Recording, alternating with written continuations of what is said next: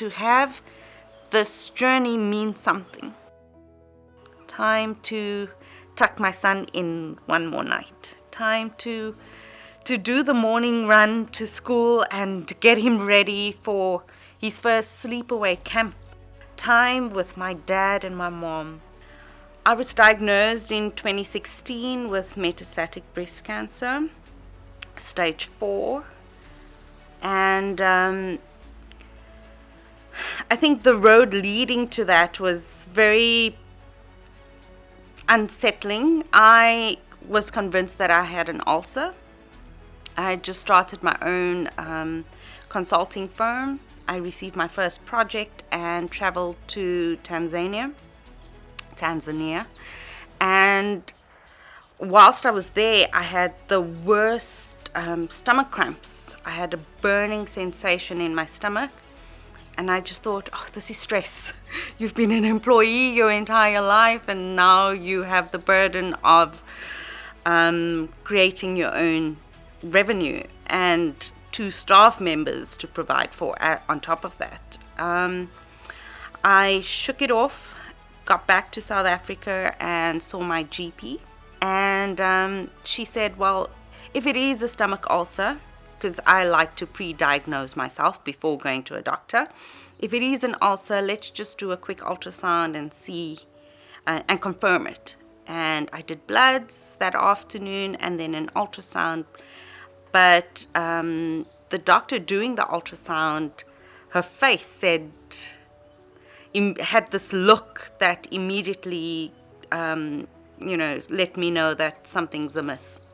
Metastatic breast cancer, primarily formed in my breast and has spread to my liver and spine. So in terms of telling my family, I needed to sit with it for a while. I gave myself a week to just try and wrap my mind around what having metastatic breast cancer means and what that would mean for my life. My biggest and first concern was my son. I'm a single mom and can't imagine not being with him or being able to raise him. And to see through the plans that I had for both myself as well as for his life.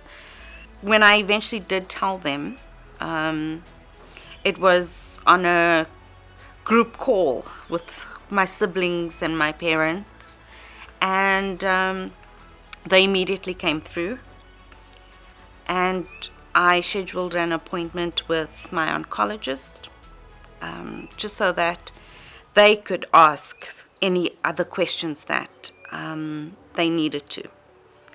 And I think that was a saving grace, because from day one they understood what this journey would entail for me, opposed to the assumption that all breast cancer is alike, all breast cancer is the same.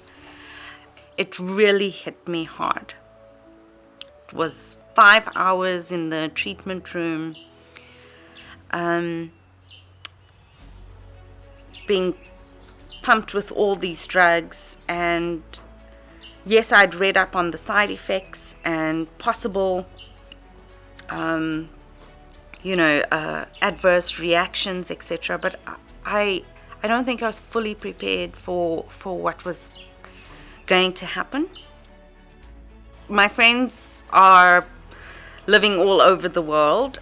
One of my really good friends flew to South Africa and just surprised me to say, look, this is what we do with cancer. We're going to beat this. You will get through this. It meant so much for me that she would hop on a plane and fly out after receiving this news. I've also been very fortunate that even though I was reluctant in the beginning to join any type of support group, the ladies at Donald Gordon would come and talk to me whilst I'm having my treatment, and I to be honest, was never open to going to a support group or anything like that. Sitting in those sessions where they had different doctors, different homeopaths, I learned and still continue to learn so much about this disease and how to better care for myself. And I felt supported and understood in those rooms and in those circles, and no longer felt that need to put on the brave face that I'm just fine. I'm fine is no longer my go-to word. I acknowledge that I have difficult days, and I acknowledge when I have a great day, where I'm not battling with aches and pains or even just that emotional drain on my soul.